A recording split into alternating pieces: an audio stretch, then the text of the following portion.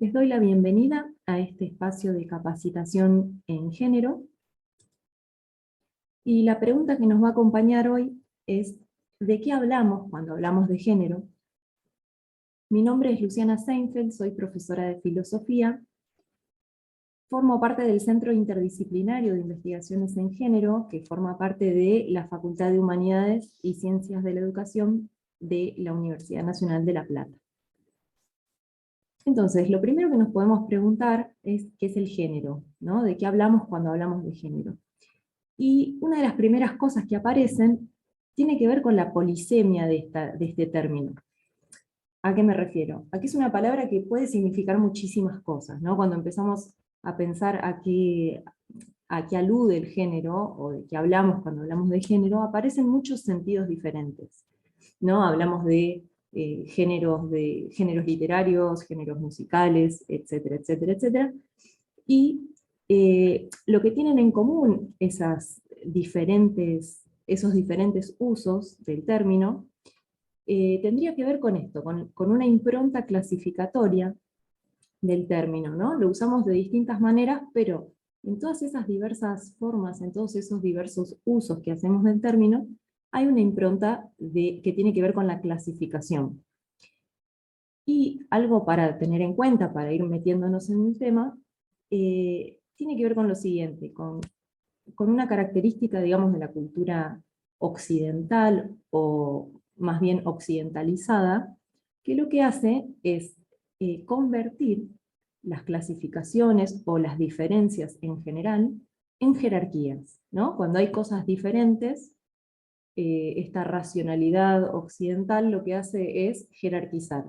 Si hay dos cosas distintas, una mejor que la otra, una tiene más valor que la otra, etc. Bien, entonces, una de esas clasificaciones posibles tiene que ver con la clasificación de los cuerpos, ¿no? Entendemos al género, generalmente, como una forma de clasificar los cuerpos. Y la pregunta va a ser, ¿en base a qué clasificamos esos cuerpos, ¿no? ¿Cuál es el criterio de clasificación de esos cuerpos? Y lo que observamos es que suele haber un supuesto sexo binario, ¿no? Damos por supuesto que existe un sexo binario, varón y mujer como únicas opciones, y sobre ese supuesto, cierta asignación de género. Ese binarismo, que lo podemos ver simbolizado ahí con distintas imágenes, lo conocemos muy bien, ¿no? Bueno, la idea entonces sería que pensemos un poco en estos minutos que tenemos, que pensemos un poco sobre este binario y sus efectos, ¿no?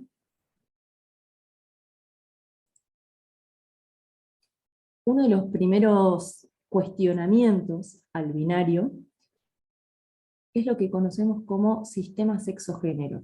El sistema sexo-género se empezó a utilizar más que nada entre la década del 40 y el 60 dentro del feminismo, que tiene, bueno, como precursora de alguna forma, entre muchas comillas también, porque desconfiemos también de esas genealogías, pero bueno, se suele tomar a Simone de Beauvoir como referenta, digamos, de este modo de analizar esta cuestión. ¿Qué es el sistema sexo-género? Viene a aludir a esta diferenciación entre un sexo natural biológico y un género construido, cultural, histórico, social, sobre la base de ese sexo. Bien, la frase famosísima de Simone de Beauvoir, no se nace mujer, se llega a serlo, una frase del segundo sexo, tiene que ver con esto, con que nacer, digamos, mujer no es posible, porque ser mujer, dice Beauvoir, no tiene que ver solamente con ser algo así como la hembra de la especie, ¿no? Ser la hembra de la especie no es suficiente para ser una mujer, sino que justamente se le exige algo más, se espera algo más de la mujer, más allá de el ser hembra, ¿no? Más allá de esa naturaleza supuestamente. Y con ese plus que se le exige, con eso tiene que ver el género, ¿no? Entonces lo que hace Simone de Beauvoir, con no solo con esa frase, ¿no? Sino con toda su obra, tiene que ver con esto, con desnaturalizar el género. Más adelante, siguiendo con esta genealogía que ya es una tradicional, digamos, una genealogía clásica, que no es la única, por supuesto, pero es una posible y casi diríamos hegemónica, eh, al menos dentro de la academia. Décadas más tarde, Judith Butler, con el género en disputa, lo que hace es cuestionar un poco más, ¿no? Ya no se, digamos, ya no se queda con este binario, ¿no? Del sistema sexo-género, de ese cuestionamiento del género, sino que también va a cuestionar la naturaleza del sexo, por decirlo de alguna manera. Butler lo que plantea en El género en disputa, un libro también ya a esta altura clásico, ¿no? En los estudios de género, eh, publicado en 1990, lo que plantea Butler ahí es un orden obligatorio, ¿no? En la cultura, que por supuesto no es lo que ella sostiene, sino que es una lectura que hace de lo social, del orden social. Ella lo que observa es que hay un orden de sexo, género, deseo, que somos sujetos de sexo, género, deseo, que habría algo así como una continuidad aparentemente coherente, pero que esa aparente coherencia o esa obligatoriedad tiene que ver con normas. Esto tiene que ver también con una influencia Foucaultiana de la autora. Bueno, es bastante complejo, ¿no? Si nos metemos a hilar finito ahí, pero lo que sí podemos decir es que en Butler lo que hay no es un sexo natural que da lugar a un género cultural, sino que lo que hay, según Butler, es un supuesto de heterosexualidad.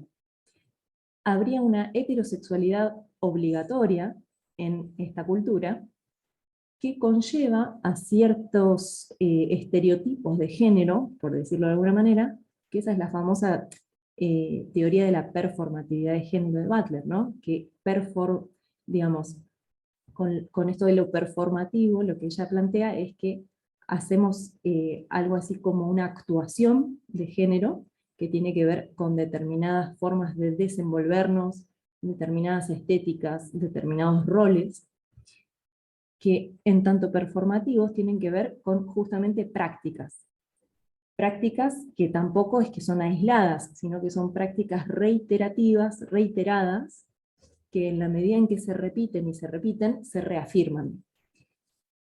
Y además, en la medida en que se repiten y necesitan de la repetición para reafirmarse, también en esa repetición se abre la posibilidad de desviarse de esa norma.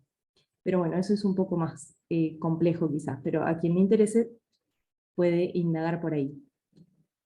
Y lo que plantea Butler es que esa heterosexualidad obligatoria, que conlleva a determinada performatividad de género, lo que hace es que asignemos sexo a los cuerpos, ¿no? Entonces ella está desnaturalizando incluso el sexo.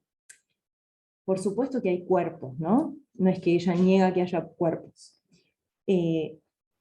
Pero lo que plantea es que no podemos tener una lectura directa de los cuerpos, sino que esa lectura que hacemos de los cuerpos y asignamos, por ejemplo, sexos a los cuerpos, tiene que ver justamente con eso, con una lectura que hacemos. Entonces, esa lectura siempre está atravesada por categorías culturales, sociales, históricas. Y una de las intenciones que plantea la autora en uno de los prólogos, porque este libro tuvo varias ediciones, ella lo que plantea es que su intención era rebatir los planteamientos que presuponían los límites y la corrección del género, ¿no? Va en contra de esos límites y esos supuestos modos correctos de habitar los géneros. Y el objetivo de este cuestionamiento, dice Butler, era abrir las posibilidades para el género, ¿no? Es una crítica a esos límites que podemos decir son normativos, obligatorios, una crítica a las normas con el objetivo de abrir posibilidades, ¿no? Entonces no es que ella propone una forma como mejor que otra, sino que lo que hace es intentar abrir posibilidades. Y con esas posibilidades que se abren tiene que ver la teoría queer, ¿no? Bien, entonces, en la medida en que reconocemos que hay normas de género, estereotipos de género, también aparece esta cuestión, como siempre que hay una norma, ¿no? Hay violencia. Y esa violencia puede tener distintos grados, o no que tenga distintos grados por ser, digamos, más o menos importante, más o menos relevante, sino que son distintos tipos de violencia que aparecen. En términos generales, podemos decir que la violencia de género es la violencia que se ejerce sobre mujeres, niñas y personas de la comunidad LGTBIQ, bueno, etcétera, desde las estructuras del poder del patriarcado, ¿no? Entonces, entendiendo al patriarcado como una estructura de poder basada en el género como categoría o como criterio clasificatorio, ¿no? Volviendo a lo del principio. Bien, y en esta estructura de poder, el poder lo tienen concentrado y lo ejercen los varones, ¿no? Los patriarcas, digamos. También es una estructura de poder que conocemos muy bien, y que tiene que ver con distintas cosas. Un poco este salpicado de imágenes que dejo por ahí apunta a mostrar los distintos tipos de violencias que tienen que ver con distintas dimensiones de la vida, ¿no? Desde las infancias y los tipos de juguetes o roles que se asignan, roles que se van asignando, eh, hasta mandatos de masculinidad, ¿no? Como aparece por allí. Pareces una nena, lloras como una mujer, ¿no? Los hombres no sufrimos, etcétera, etcétera. Eh, la guía de la buena esposa, que es un clásico también. Eh, reglas para mantener a tu marido feliz, etcétera. Bueno, desde ese tipo de condicionamientos de cómo tenemos que ser, cómo tenemos que sentir, qué tenemos que desear, ya desde la niñez, digamos, a dónde tenemos que apuntar, qué tenemos que buscar en la vida, ¿no? Como realización de la vida. Queremos pasear un cochecito, queremos poder viajar, ¿no? ¿Qué es lo que estamos haciendo, ¿no? Hacia dónde estamos orientando esas vidas. Desde esos lugares hasta los lugares más crueles y más crudos, como los feminicidios, los travesticidios. Bien, entonces un poco este salpicado de imágenes tiene que ver con eso, con mostrar las distintas vertientes, digamos, las distintas facetas de esta violencia de género. Bien, y ante esta violencia, para ya cerrar, tomo una frase de un libro publicado por el CAB, que es un programa de extensión de la UNLP. Publicaron herramientas para hacer frente a la violencia de género en 2019, es un librito muy interesante, que tiene que ver con justamente experiencias. Y bueno, para ir cerrando, retomo esta frase que dice que cuando nos organizamos frente a las violencias patriarcales, construimos herramientas y estrategias para acceder a nuestros derechos, ¿no? Entonces, esta cuestión del género como categoría para pensar, también es una categoría de acción, ¿no? Y es una categoría de acción que tiene que ver también con reconocer las violencias que aparecen en relación a los mandatos de género y a las normas que atraviesan el género, y bueno, en relación a los derechos humanos. Bueno, espero que les haya resultado interesante y lo dejamos por acá.